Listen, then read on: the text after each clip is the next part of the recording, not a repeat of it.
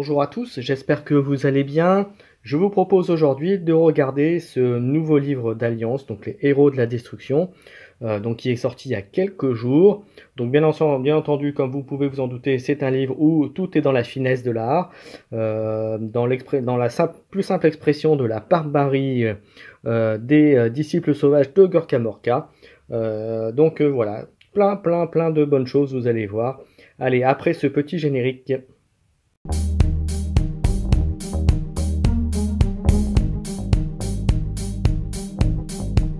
Et regardons de quoi il retourne avec ce nouveau livre.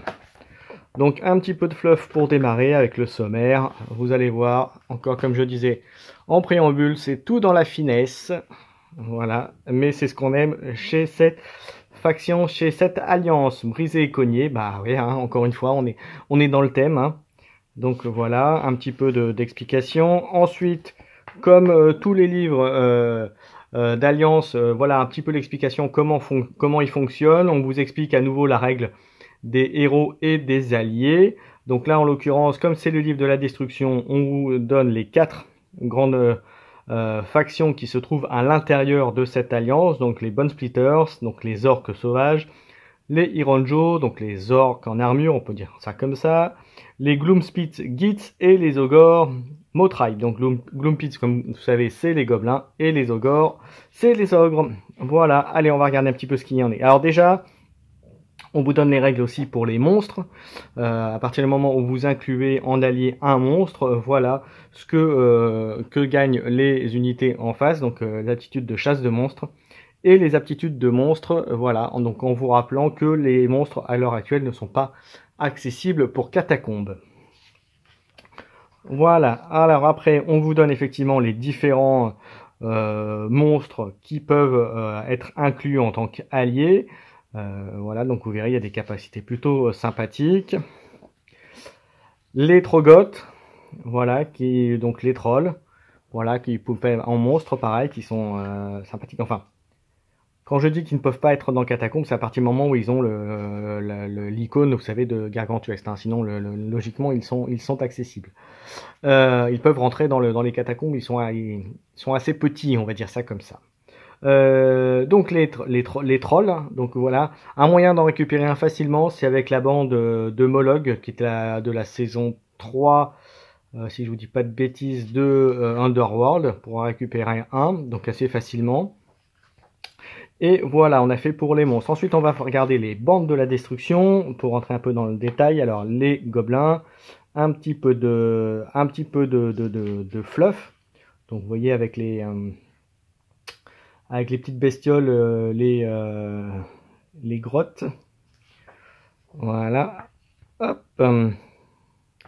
Donc avec là, c'est plus les leaders qui sont mis en avant. Donc vous voyez, il y a une plus grande variété. On a mis les monteurs d'araignées. Alors il me semble pas que il y était la dernière fois, lorsque la bande était position. Donc vous avez les monteurs de Groot, ça y est, j'ai plus le terme, c'est pas grave. Les espèces de bestioles. Voilà, la seule petit regret que je peux avoir quand on regarde. Alors tous les trucs avec les squigs, voilà, c'est ça, je cherchais les squigs. Donc les monteurs de squig, les monteurs d'araignées, il n'y a pas les monteurs de loup non plus, il me semble pas. Et il n'y a pas non plus les fanatiques, c'est peut-être le seul regret qu'on pourrait avoir par rapport aux gobelins. Mais par contre, quand on regarde un petit peu la constitution des différents profils, les leaders et les troupes classiques, on va dire, les troupes simples, il y a quand même de quoi faire. Il y a quand même de quoi faire, il y a quand même des bonnes combos à faire. Et vous voyez globalement, effectivement, les gobelins ne sont pas très chers, donc vous avez de quoi monter une bande populeuse. Mais attention, voilà, quand même à essayer d'avoir quelque chose d'équilibré. Voilà, donc ça c'était pour les gobelins. On passe aux ogres. Alors aux ogres, un petit peu de fluff. Les leaders, alors il y en a des très bons. Vous voyez, le tyran, le butcher est très bien. Les Fire Belly, qui sont les trois sont des leaders assez forts que vous connaissez si vous jouez à AOS. Voilà, donc c'est pas mal avec les capacités qui peuvent être sympathiques aussi. Et derrière, on nous a rajouté, alors chose qu'il n'y avait pas avant, on nous a remonté dents de sabre. On nous a rajouté aussi les, euh, les montures, donc les Mournfang. Vous avez les espèces de créatures qui sont montées. Les Gnoblards qui sont toujours là, donc les Litbleacher. Donc ça rajoute une variété avec les montures qui peut être sympathique pour les ogres. Donc à voir. Moi, pour être franc, je suis pressé de tester ça sur Tabletop, en l'occurrence en attendant de pouvoir les jouer en boutique. On passe au clan de guerre Oruk et on commence par les Bone Plisters, donc les guerriers sauvages. Et j'avoue que j'avais pas super bien analysé les bandes Bone Plisters. J'étais parti sur beaucoup d'a priori en me disant oui, ils sont fragiles, ils sont peut-être un peu moins chers, mais ultra fragiles, ils tapent pas assez fort et tout. Puis finalement, quand vous regardez bien les stats, finalement, je reviens un peu sur ce que je pensais, sur mes avis sur les Bone Splitters. Quand vous regardez, ils ont quand même de quoi faire très mal. N'oubliez pas qu'ils ont aussi la WAG comme les Ironjo. Donc il y a de quoi faire, avec eux. Voilà. Et avec les montures aussi qui ont été rajoutées. Donc c'est plutôt une bonne surprise à mon goût. Une bande qui pour moi me paraissait assez faiblard, comme je disais. Et là, quand on regarde bien, ils ont quand même, j'ai l'impression qu'ils sont quand même beaucoup plus efficaces et beaucoup mieux comme ça. Voilà, on continue avec les Ironjo, avec les leaders. Donc là, c'est pareil. Alors là, pour le coup, il n'y a pas eu de grands changements à part les montures qui ont été rajoutées aussi. Vous voyez, par exemple, celui-là, le Gore Krusha, qui coûte quand même 252 points. Il se déplace à 8, 4 d'armure, 40 points de vie. Donc vous voyez, et par contre 4D, 2, 5, force 5, 4D, force 5. Et vous voyez avec les capacités qui sont là, la charge. Donc il y a quand même de quoi faire. Mais c'est une unité qui coûte cher. Comme les orques Ironjo sont relativement chers aussi, il faudra bien faire de choix. Mais ça peut être pas mal parce que finalement quand vous regardez que pour 200 points, vous avez une unité qui tape fort mais qui va pas se déplacer très vite. Ça peut être un bon compromis d'avoir une unité qui se déplace quand même à 8, à 9, à 8, oui c'est bien ce que j'avais dit, à 8. Donc ça peut être sympa. Mais par contre, ça n'ira pas dans Catacombe puisque c'est une monture. En tout cas, difficilement. Voilà, donc vous voyez qu'en termes de profil, par les montures, il n'y a pas eu grand chose de neuf pour les Ironjo, mais en avait-il vraiment besoin? Personnellement, je crois pas. C'est déjà costaud. Voilà, on a déjà fait le tour des 4 factions, à l'intérieur. Donc vous voyez, il y a quand même eu des choses pas mal. Des bonnes surprises pour moi, j'avoue, je les connaissais pas assez. C'est vrai que d'avoir tous les stats sur un seul recueil pour voir, ça donne une meilleure idée de la formation. Donc après, dans le livre, on a les tableaux pour, si vous voulez, nommer vos figurines, vos bandes. Donc voilà, donc avec les 4. Ensuite, on passe aux campagnes et défis. Alors, c'est là où ça prend tout son sens avec les quêtes fatidiques. Donc, on vous explique que vous pouvez faire aussi en l'intérieur de vos campagnes pour gagner des capacités. Et j'avoue que je me suis un peu plus penché sur les quêtes. Et franchement, il y a des bonnes récompenses à récupérer. Alors après, faites attention parce que là, on nous explique bien, bon, ce qui était déjà expliqué, ce qui était déjà le cas avant, que si vous réussissez une quête, vous changez la capacité de leader de votre commandant.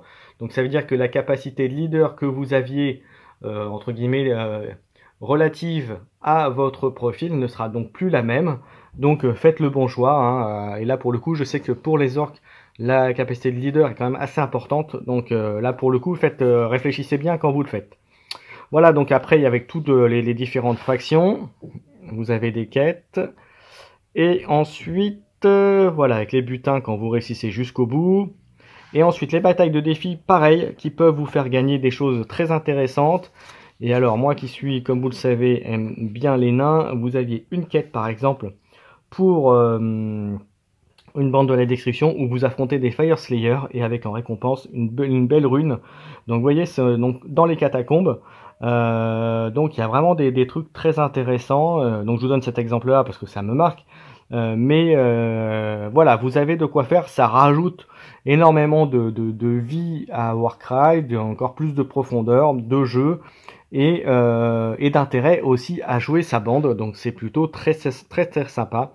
Donc vous voyez, il y en a plein, hein. Il y en a même voilà, contre hop, les araignées. Il y en a qui vous permettent de récupérer aussi des monstres dans votre bande, donc c'est plutôt sympathique. Voilà, et ben écoutez, on a fait le tour du livre.